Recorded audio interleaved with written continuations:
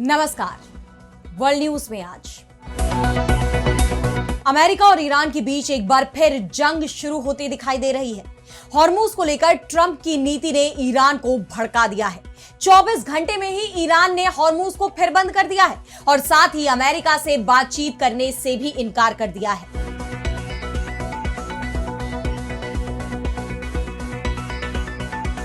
अब हॉर्मुज पूरी तरह से बंद हो गया है। ईरान ने साफ कह दिया है कि अगर अमेरिका हॉर्मुज की घेराबंदी नहीं हटाएगा तो फिर हॉर्मुज से एक भी जहाज नहीं निकल पाएगा। इसके साथ ही अब ईरान ने जंग की तैयारियां भी शुरू कर दी है, क्योंकि उसे अमेरिका पर कोई भरोसा नहीं है कि वो बातचीत का न्योता देकर जंग शुरू कर सकता है। अमेरिकी सेना में भी हलचल दिखाई दे रही है। एयर डिफेंस सिस्टमों की लोकेशन तेजी से बदली जा रही है, जो संकेत है जंग का। ऐसे में सवाल उठ रहे हैं कि क्या अमेरिका और ईरान में फिर होगी जंग।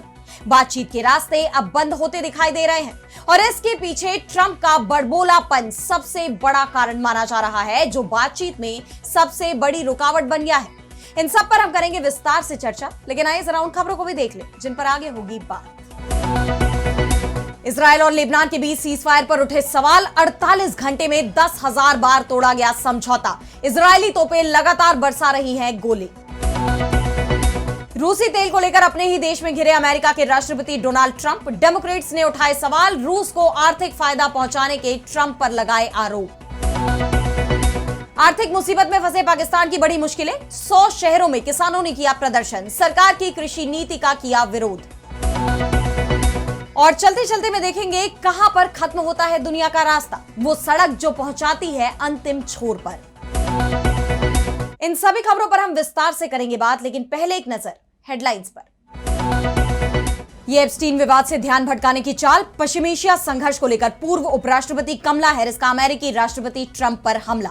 बोली, अमेरिकी जनता नहीं चाहती ये जंग। उत्तर कोरिया ने पूर्वी समुद्र की तरफ दागी कई बैलिस्टिक मिसाइलें। हाई अलर्ट पर जापान, दक्षिण कोरिया भी सतर्क।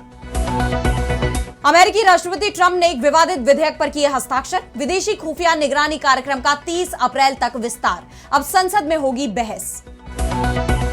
अमेरिकी प्रतिबंध की मार झेल रहे क्यूबा के सपोर्ट में उतरे 3 देश। मेक्सिको, स्पेन और ब्राजील ने की संप्रभुता की रक्षा की मांग। अमेरिकी राष्ट्रपति ट्रंप ने कैरिबियन देश पर कब्जे की दी है धमकी। तो पश्चिम एशिया में हालात एक बार फिर तनावपूर्ण हो गए हैं। अमेरिका अब बातचीत की बजाय जंग की तैयारियों में जुट गया है। वो इस क्षेत्र में एक बार फिर अपनी सैन्य मौजूदगी बढ़ा रहा है। यूएसएस गेराल्ड R4 समेत अन्य अमेरिकी युद्धपोत एक बार फिर इस क्षेत्र की तरफ बढ़ रहे हैं। हालांकि इस बार वे रूट बदल कर आ रहे हैं, क्योंकि पिछली बार जिस तरह ईरानी हमलों ने उसे बैकफुट पर धकेल दिया था, ऐसे में इस बार वो पूरी सतर्कता बरत रहे हैं। लेकिन ईरान भी पूरी तरह तैयार नजर आ रहा है। ईरान के सुप्रीम लीडर मुश्तबा खामेनेई ने अपनी सेना से बिजली की तरह हमले करने की बात कही है। उन्होंने इस 40 दिन के युद्ध के दौरान सेना की भूमिका की तारीफ करते हुए कहा कि ईरान की सेना ने दुश्मनों के खिलाफ साहसिक रक्षा की और उन्हें करारा जवाब दिया। इस युद्ध ने दुश्मनों की कमजोरी और हार को उजागर कर दिया है। ईरान के ड्रोन दुश्मनों पर बिजली की तरह हमला करते हैं और नौसेना किसी भी वक्त दुश्मनों को हराने के लिए तैयार है। ईरान की सेना को अब और मजबूत बनाने का वक्त आ गया है। ईरान अब किसी भी खतरे का जवाब और ज्यादा ताकत के साथ देगा। खामेनेई के बयान से साफ है कि ईरानी सेना जंग की तैयारी में जुटी हुई है। अगर अमेरिका की तरफ से अब हमला शुरू किया गया तो इस बार उसे और भी ज्यादा ताकत के साथ जवाब मिलेगा। यही नहीं, ईरानी सेना यानी इस्लामिक रिवॉल्यूशनरी गार्ड कोर, जिसे IRGC भी कहते हैं, उसने तो तीसरे विश्व युद्ध की ही धमकी दे दी है। रिवॉल्यूशनरी गार्ड्स के कमांडर के एक सीनियर सलाहकार मोहम्मद रजा नगदी ने धमकी दी है और कहा है कि अगर ये मौजूदा संघर्ष जारी रहता है तो ये एक वैश्विक युद्ध का रूप ले सकता है। इस बार दोबारा युद्ध शुरू हुआ तो अब हम अप्रैल 2026 तक बनाए गए मिसाइलों और ड्रोन का इस्तेमाल करेंगे। हमारे पास कई ऐसे लक्ष्य हैं जिन पर हमने अभी तक हमला नहीं किया है। उन्हें हम अगले चरणों के लिए बचा कर रख रहे हैं।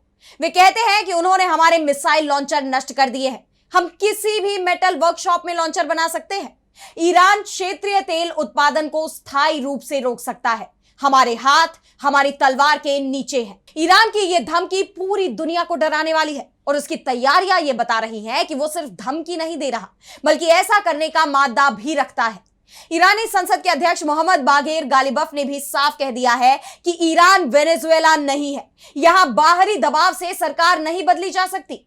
उन्होंने अमेरिका की तरफ से बंदरगाहों पर की गई नाकाबंदी को गलत और नासमझी भरा फैसला बताया है और साथ ही यह चेतावनी भी दी है कि अगर ये रोक नहीं हटाई गई तो हॉर्मुज स्ट्रेट से गुजरना सीमित कर दिया जाएगा।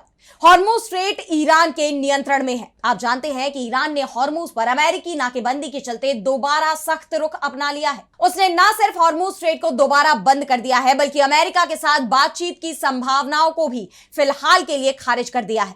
इसे लेकर ईरान के उप विदेश मंत्री सईद खातिबजादेह ने कहा कि ईरान अब तक अमेरिका के साथ नई सीधी बातचीत के लिए तैयार नहीं है। अमेरिका अपनी सख्त शर्तों को छोड़ने को तैयार नहीं है। ईरान अपना संवर्धित यूरेनियम अमेरिका को नहीं देगा। दोनों पक्षों के बीच संपर्क हुआ है, लेकिन ईरान चाहता है कि आमने सामने की बातचीत से पहले एक फ्रेमवर्क समझौता तय हो। अमेरिका को हमारी अहम चिंताओं को समझना और हल करना होगा, जिसमें ईरान पर लगे प्रतिबंध भी शामिल है। इस सख्ती के बीच भारत आ रहे कच्चे तेल और गैस से लदे 14 जहाजों को ईरानी सेना ने हॉर्मुज में रोक लिया। इस दौरान हुई गोलीबारी में एक भारतीय जहाज क्षतिग्रस्त भी हुआ है, जिस पर भारत ने भी कड़ी नाराजगी जताई। भारत ने ईरान के राजदूत को तलब किया है और इस घटना पर स्पष्टीकरण मांगते हुए समुद्री सुरक्षा सुनिश्चित करने की अपील की। इस पूरे घटनाक्रम के बाद हॉर्मुज स्ट्रेट एक बार फिर पूरी तरह बंद हो गया है। वहां जहाजों की लाइन लग गई है। इस बीच यमन के हूती विद्रोहियों ने बाब अल मंदब स्ट्रेट को भी बंद करने की धमकी दी है, जिससे वैश्विक व्यापार पर संकट गहराता जा रहा है। ऐसे में अब देखना यह होगा कि क्या पश्चिम एशिया में दोबारा जंग छिड़ने वाली है या फिर शांति की कोशिशें कामयाब होंगी। और अब बढ़ते हैं अगली खबर की तरफ, जहां हम बात करेंगे लेबनान और इजराइल में हुए सीज फायर की। तो इजराइल को लेबनान के साथ सीज फायर के लिए मजबूर होना पड़ा है, और वो इसलिए क्योंकि ईरान ने अमेरिका के सामने शर्त रखी थी कि लेबनान के साथ भी जंग रोकनी पड़ेगी। इजरायली पीएम बिन्यामिन नेतन्याहू इसके लिए तैयार नहीं हो रहे थे, लेकिन जब ईरान ने अमेरिका पर दबाव बढ़ाया तो अमेरिकी राष्ट्रपति डोनाल्ड ट्रंप को सीज फायर कराना पड़ा और उनके दबाव में इजराइल हमले रोकने को तैयार हो गया। लेकिन अब जब एक बार फिर ईरान और अमेरिका के बीच जंग के हालात बनते दिखाई दे रहे हैं तो इजराइल का रुख भी बदलने लगा है। ट्रंप भी इजराइल को अमेरिका का सच्चा दोस्त बता रहे हैं, जिसके बाद इजराइल ने लेबनान की बड़ी जमीन कब्जाने का ऐलान कर दिया है। यानी जो खेल इजराइल ने गजा में खेला, अब वो ही लेबनान के साथ भी खेलने की तैयारी हो गई है।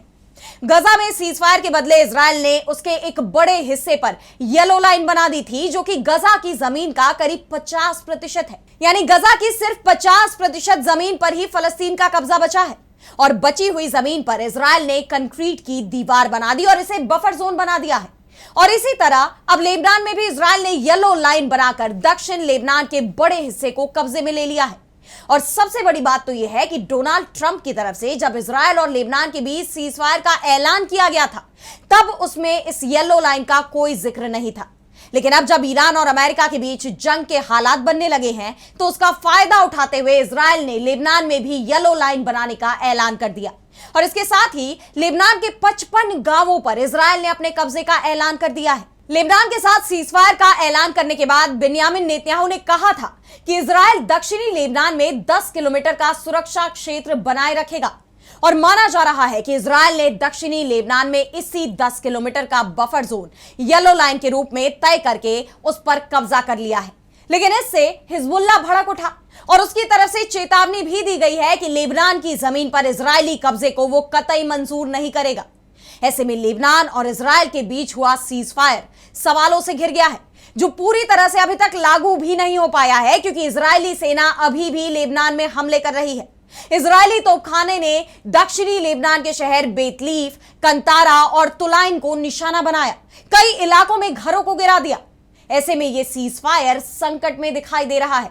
इसे लेकर हिजबुल्लाह के महासचिव नईम कासिम ने कहा कि इजराइल के साथ चल रहा 10 दिवसीय युद्ध विराम तब तक जारी नहीं रह सकता जब तक दोनों पक्ष इसका पालन नहीं करते। युद्ध विराम का मतलब है सभी तरह के हमलों पर पूरी तरह से रोक। लेकिन हम अपने इस दुश्मन यानी इजराइल पर भरोसा नहीं कर सकते, इसलिए हमारे लड़ाके भी मैदान में डटे रहेंगे और इजरायली हमले का जवाब देंगे। हमारी लड़ाई तब तक जारी रहेगी जब तक लेबनान की जमीन से इजरायली सैनिकों को पूरी तरह से खदेड़ नहीं दिया जाता। अब ये बात तो आप जानते हैं कि हिजबुल्लाह और इजराइल के बीच 10 दिन का सीजफायर हुआ है, जो 27 अप्रैल तक प्रभावी है। लेकिन यह सीजफायर नाम मात्र का ही है, क्योंकि सीजफायर लागू होने के बाद 48 घंटों में ही इसके 10,000 से ज्यादा बार उल्लंघन की खबरें सामने आई हैं। और अब अगली खबर में बात करेंगे रूस को लेकर घिरे अमेरिकी राष्ट्रपति डोनाल्ड ट्रंप की। तो ईरान जंग के बीच रूस को लेकर ट्रंप का रुख नरम होता दिखाई दिया। उन्होंने रूस पर लगे प्रतिबंधों में ढील भी दी। पहले रूस के तेल व्यापार पर 30 दिनों तक की छूट दी गई और बाद में उसे एक्सटेंड भी कर दिया गया। अमेरिकी वित्त मंत्रालय ने आदेश जारी कर रूसी तेल पर लगी पाबंदी से छूट की अवधि 16 मई तक बढ़ा दी। और चौंकाने वाली बात तो यह है कि अमेरिकी वित्त मंत्री स्कॉट बेसेंट ने 15 अप्रैल को व्हाइट हाउस में कहा था कि सरकार रूस और ईरान के तेल पर पाबंदी में और ढील नहीं देगी, लेकिन सिर्फ 2 दिन में सरकार ने अपना फैसला बदल दिया। हालांकि रूस को यह छूट देना अमेरिका की चाहत से ज्यादा मजबूरी है, क्योंकि ईरान से जारी टकराव के चलते हॉर्मुज स्ट्रेट बंद पड़ा हुआ है, जिससे दुनिया भर का तेल व्यापार ठप हो गया था। ऐसे में रूस से तेल सप्लाई इस ऊर्जा संकट से निपटने के लिए जरूरी हो गई। लेकिन जिस तरह ट्रंप बार बार रूस को छूट दे रहे हैं, उसे लेकर यूरोप तो पहले से ही नाराज है और साथ ही अब अमेरिका में भी उनके खिलाफ मोर्चा खुल गया है। अमेरिकी डेमोक्रेट सांसदों ने रूस से तेल खरीदी को दोबारा छूट देना ट्रंप प्रशासन का 180 डिग्री यू टर्न और शर्मनाक कदम बताया है। सीनेट में भी इसका विरोध हुआ। डेमोक्रेटिक नेता जीन शाहीन, चक शूमर और एलिजाबेथ वॉरेन ने एक साझा बयान जारी कर रूस जनरल लाइसेंस 134 को दोबारा लागू करने की कड़ी निंदा की। यह लाइसेंस उन कंपनियों को सजा से बचाता है जो रूसी तेल खरीद रही हैं। डेमोक्रेट नेताओं का कहना है कि एक तरफ रूस की ओर से यूक्रेन पर बड़े हमले जारी है, वहीं दूसरी ओर अमेरिका उसे आर्थिक लाभ पहुंचा रहा है। यानी अपने फैसले को लेकर ट्रंप खुद ही बुरी तरह घिर गए हैं। इस बीच रूसी विदेश मंत्री सरगेई लावरोव का भी बड़ा बयान सामने आया है। उन्होंने अमेरिका के साथ संबंधों पर पुनर्विचार की बात कही है। तुर्की के अंताल्या में एक शिखर सम्मेलन में लावरोव ने कहा कि अमेरिका के साथ इस बारे में बातचीत करने का समय आ गया है कि वॉशिंगटन रूस के साथ भविष्य के आर्थिक संबंधों को कैसे देखता है। हालांकि दोनों देशों के बीच मतभेद अभी भी बने हुए हैं। रूस आर्थिक सहयोग के नवीनीकरण को ट्रंप प्रशासन के साथ राजनयिक संबंधों को सुधारने की कुंजी मानता है। उनके बयान अमेरिका और रूस के बीच नए सिरे से बातचीत के संकेत दे रहे हैं, लेकिन दोनों देशों के लंबे इतिहास को देखते हुए यह सवाल कि क्या वाकई रूस और अमेरिका एक मंच पर आ पाएंगे, ये अब भी बरकरार है। और अब आगे बढ़ते हैं और बात करते हैं पाकिस्तान की। तो पाकिस्तान की आर्थिक हालत लंबे समय से खराब चली आ रही है। ईरान अमेरिका जंग ने उसकी हालत को और खराब कर दिया, क्योंकि जिन देशों से पाकिस्तान क्रूड खरीद रहा था वो भी उधारी पर, वहां से ही सप्लाई ठप हो गई। दूसरे देशों का रुख किया तो वहां से महंगा क्रूड खरीदना पड़ रहा है। और इस बीच पाकिस्तान की विदेश नीति ने भी उसका कबाड़ा कर दिया। सऊदी की तरफ जरूरत से ज्यादा झुकाव ने यूएई को नाराज कर दिया और उसने पाकिस्तान से अपने $3.5 अरब का कर्ज वापस मांग लिया। पाकिस्तान किसी तरह से इस मुसीबत से बच गया है, क्योंकि यूएई की उधारी चुकाने के लिए उसे सऊदी से उधारी मिल गई।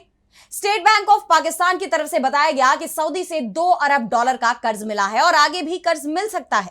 हम जल्दी ही यूएई का बचा हुआ $1.5 अरब का कर्ज भी चुका देंगे। यानी एक कर्ज को चुकाने के लिए दूसरा कर्ज पाकिस्तान ले रहा है और इस कर्ज के लिए अब वो देश में नए नए टैक्स लगा रहा है, जिससे देश के नागरिकों में नाराजगी भी दिखाई दे रही है और इसी नाराजगी के चलते किसान भड़क उठे हैं। दरअसल पाकिस्तान आईएमएफ से भी भारी भरकम कर्जा ले रहा है और उसके दबाव में देश की कृषि नीति में बदलाव किए गए हैं। पाकिस्तान की सरकार कॉरपोरेट खेती का मॉडल लेकर आई है, जिसके बाद पाकिस्तान में 100 से ज्यादा शहरों में किसान सड़कों पर उतर आए। पाकिस्तानी मीडिया डॉन की रिपोर्ट में कहा गया है कि प्रदर्शनकारी किसानों ने कॉरपोरेट खेती के तरीकों को खारिज कर दिया और बटाईदार किसानों को जारी किए गए बेदखली के नोटिस वापस लेने की मांग की है। प्रदर्शनकारियों ने गेहूं की खरीद का काम 11 निजी कंपनियों को आउटसोर्स करने की सरकार की योजना का विरोध किया और चेतावनी भी दी कि इस कदम से छोटे किसानों की स्थिति और भी हाशिए पर चली जाएगी। इसके साथ ही किसानों ने गेहूं का न्यूनतम समर्थन मूल्य यानी एमएसपी 4,000 पाकिस्तानी रुपए प्रति मन तय करने की मांग की। लाहौर में एक सभा को संबोधित करते हुए पाकिस्तान किसान राब्ता कमेटी के महासचिव रिफत मकसूद ने शहबाज सरकार पर तीखा हमला बोलते हुए कहा है कि इस सरकार का 2 साल का कार्यकाल किसानों के लिए बेहद नुकसानदायक रहा है। उन्होंने कहा कि अगर सरकार ने कोई कदम नहीं उठाया तो कृषि संकट और गहरा सकता है और आने वाले महीनों में विरोध प्रदर्शन और भी उग्र हो सकते हैं। पाकिस्तान पहले से ही आर्थिक संकट से जूझ रहा है और अब किसानों के इस विरोध प्रदर्शन से उसकी हालत और खराब हो गई है। और अब चलते चलते मैं बात करेंगे एक ऐसी सड़क की जो दुनिया के आखिरी छोर पर जाकर खत्म होती है। तो हम और आप रोज ही सड़कों पर चलते हैं, कभी ऑफिस जाने के लिए तो कभी बाजार जाने के लिए। ये सड़कें एक शहर को दूसरे शहर से जोड़ती हैं, एक इंसान को दूसरे इंसान से जोड़ती है। लेकिन क्या आपने कभी ऐसी सड़क के बारे में सुना है जिसके खत्म होते ही दुनिया भी खत्म हो जाती है? जी हाँ, यूरोप के नॉर्वे में एक ऐसी ही सड़क है जिसे यूरोपियन रूट E69 कहा जाता है। इसे ही दुनिया की आखिरी सड़क माना जाता है। लेकिन इसे आखिरी सड़क क्यों कहते हैं, इस जवाब की तलाश में पहले इस सड़क के बारे में जान लेते हैं। तो इस सड़क की लंबाई करीब 129 किलोमीटर है। जब आप इसके आखिरी छोर यानी नॉर्थ कैप पहुंचते हैं तो वहां से आगे कोई रास्ता, कोई गांव या कोई इंसान नहीं मिलता। वहां सिर्फ विशाल आर्कटिक महासागर का नीला पानी, बर्फ और गहरा सन्नाटा होता है। यहां पहुंचकर ऐसा महसूस होता है जैसे आप धरती के बिल्कुल आखिरी छोर पर खड़े हैं और अब आगे सिर्फ नॉर्थ पोल ही शुरू होता है। इस रास्ते का नजारा काफी सुंदर है। एक तरफ पहाड़ हैं जहां साल भर बर्फ की मोटी चादर जमी रहती है और दूसरी तरफ गहरा समंदर। लेकिन यहां का मौसम पल भर में बदल जाता है। यकीन मानिए, यहां कड़ाके की गर्मी में भी अचानक तेज बर्फबारी शुरू हो सकती है। यहां हवाएं इतनी तेज चलती है कि अकेले गाड़ी चलाना खतरनाक हो सकता है। इसलिए सुरक्षा के लिए यहां अक्सर ही लोग ग्रुप में या गाइड के साथ जाते हैं। इस सफर का सबसे अनोखा हिस्सा है यहां की एक खास सुरंग। यह सुरंग लगभग 7 किलोमीटर लंबी है और समंदर के नीचे करीब 200 मीटर की गहराई में बनी है। और हैरानी की बात तो यह है कि इस सड़क को पूरा करने में इंजीनियरों को 6 दशक का समय लगा। इसे बनाने का काम साल 1934 में शुरू हुआ था, लेकिन बर्फीले तूफानों और मुश्किल रास्तों की वजह से इसे पूरा करने में 62 साल लग गए। आखिरकार 1992 में यह बनकर तैयार हुई। इस जगह का नजारा ऐसा है जो रोज रोज देखने को नहीं मिलता। अगर आपको मौका मिले और कुछ अलग देखने का आप में जुनून है तो इस जगह पर आप जा सकते हैं, नहीं तो इंटरनेट के जरिए तो फिलहाल इस जगह को देखा ही जा सकता है। लेकिन आज इस वर्ल्ड न्यूज में इतना ही। देश दुनिया की तमाम बड़ी खबरों के लिए आप देखते रहिए DV लाइव और मुझे दीजिए इजाजत। नमस्कार।